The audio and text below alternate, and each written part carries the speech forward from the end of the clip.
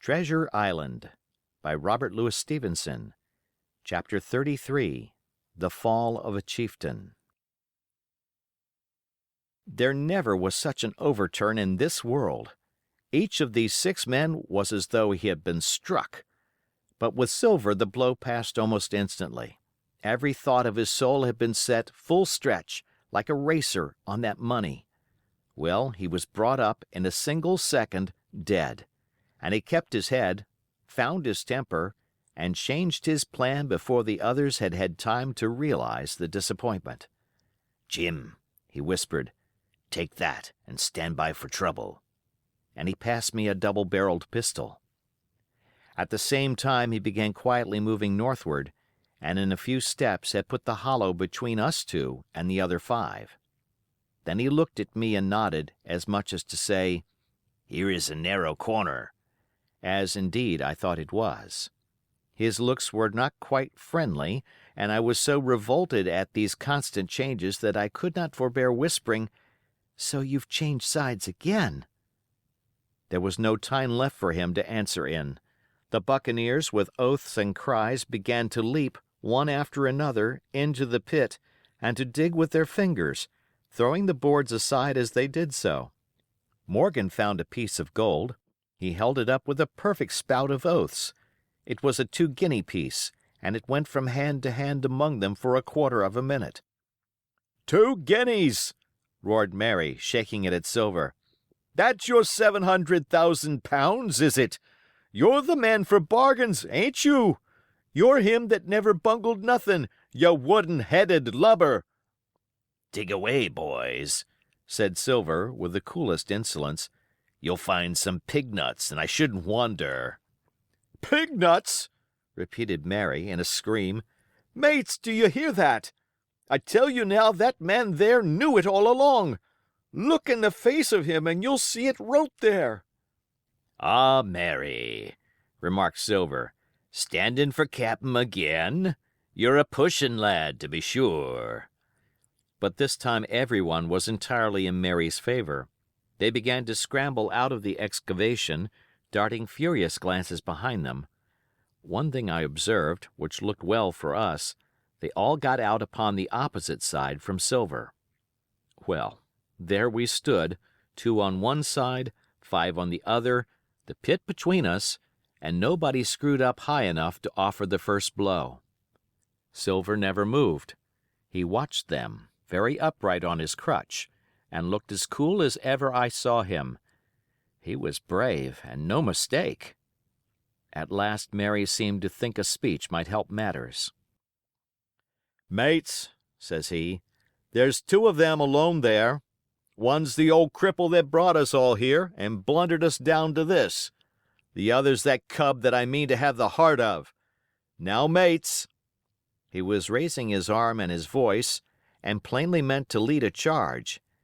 But just then, crack, crack, crack, 3 musket shots flashed out of the thicket. Mary tumbled head foremost into the excavation. The man with the bandage spun round like a teetotum and fell all his length upon his side, where he lay dead, but still twitching, and the other 3 turned and ran for it with all their might. Before you could wink, Long John had fired 2 barrels of a pistol into the struggling Mary, and as the man rolled up his eyes at him in the last agony, "George," said he, "I reckon I settled ya." At the same moment, the doctor, Gray, and Ben Gunn joined us, with smoking muskets, from among the nutmeg trees. "Forward!" cried the doctor. "Double quick, my lads. We must head 'em off the boats." And we set off at a great pace, sometimes plunging through the bushes to the chest. I tell you, but Silver was anxious to keep up with us. The work that man went through, leaping on his crutch till the muscles of his chest were fit to burst, was work no sound man ever equaled, and so thinks the doctor. As it was, he was already 30 yards behind us and on the verge of strangling when we reached the brow of the slope. "Doctor," he hailed, "see there? No hurry." Sure enough, there was no hurry. In a more open part of the plateau, we could see the 3 survivors still running in the same direction as they had started, right for Mizzenmast Hill. We were already between them and the boats, and so we four sat down to breathe, while Long John, mopping his face, came slowly up with us. "Thank you kindly, Doctor," says he. "You came in about the nick, I guess, for me and Hawkins. And so it's you, Ben Gunn," he added. "Well, you're a nice one, to be sure." "I'm Ben Gunn, I am," replied the maroon, wriggling like an eel in his embarrassment. "And," he added after a long pause, "how do, Mr. Silver? Pretty well, I thank you, says you." Ben," murmured Silver, "to think as you've done me." The doctor sent back Gray for one of the pickaxes deserted, in their flight, by the mutineers, and then, as we proceeded leisurely downhill to where the boats were lying, related in a few words what had taken place. It was a story that profoundly interested Silver, and Ben Gunn, the half-idiot maroon, was the hero from beginning to end. Ben, in his long, lonely wanderings about the island, had found the skeleton. It was he that had rifled it. He had found the treasure. He had dug it up. It was the haft of his pickaxe that lay broken in the excavation. He had carried it on his back, in many weary journeys, from the foot of the tall pine to a cave he had on the two-pointed hill at the northeast angle of the island, and there it had lain stored in safety since 2 months before the arrival of the Hispaniola. When the doctor had wormed this secret from him on the afternoon of the attack, and when next morning he saw the anchorage deserted, he had gone to Silver, given him the chart, which was now useless, given him the stores, for Ben Gunn's cave was well supplied with goat's meat salted by himself, given anything and everything to get a chance of moving in safety from the stockade to the two-pointed hill, there to be clear of malaria and keep a guard upon the money.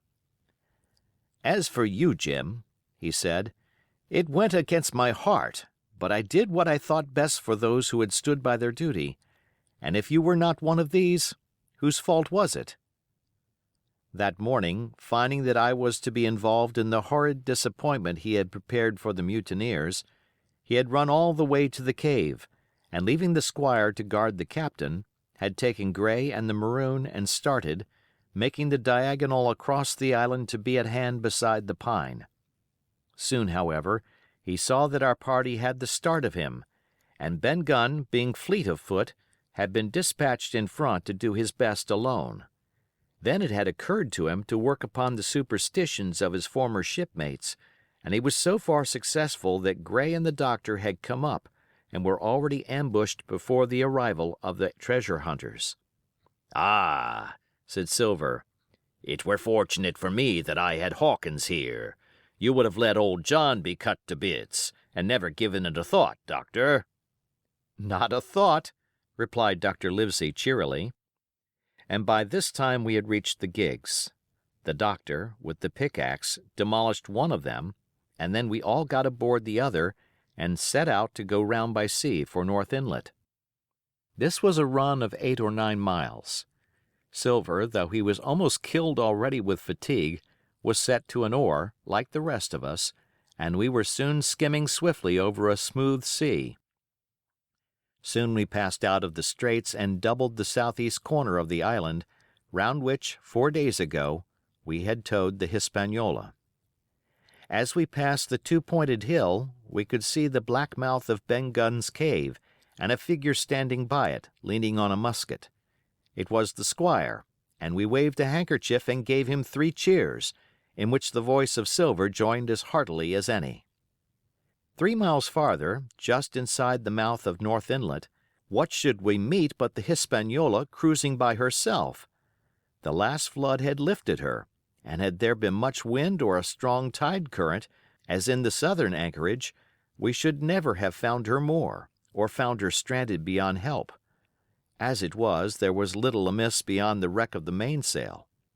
Another anchor was got ready and dropped in 1.5 fathoms of water. We all pulled round again to Rum Cove, the nearest point for Ben Gunn's treasure house, and then Gray, single-handed, returned with the gig to the Hispaniola, where he was to pass the night on guard. A gentle slope ran up from the beach to the entrance of the cave. At the top the squire met us. To me he was cordial and kind, saying nothing of my escapade either in the way of blame or praise. At Silver's polite salute, he somewhat flushed. "John Silver," he said, "you're a prodigious villain and impostor. A monstrous impostor, sir. I am told I am not to prosecute you. Well, then, I will not.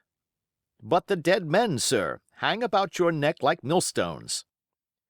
"Thank you kindly, sir," replied Long John, again saluting. "I dare you to thank me!" cried the squire. "It is a gross dereliction of my duty. Stand back." And thereupon we all entered the cave. It was a large, airy place, with a little spring and a pool of clear water, overhung with ferns. The floor was sand. Before a big fire lay Captain Smollett, and in a far corner, only duskily flickered over by the blaze, I beheld great heaps of coin and quadrilaterals built of bars of gold.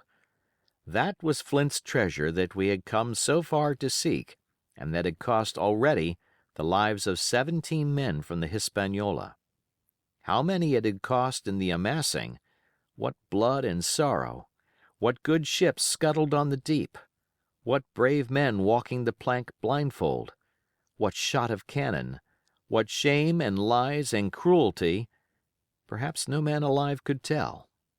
Yet there were still 3 upon that island, Silver and old Morgan and Ben Gunn, who had each taken his share in these crimes, as each had hoped in vain to share in the reward.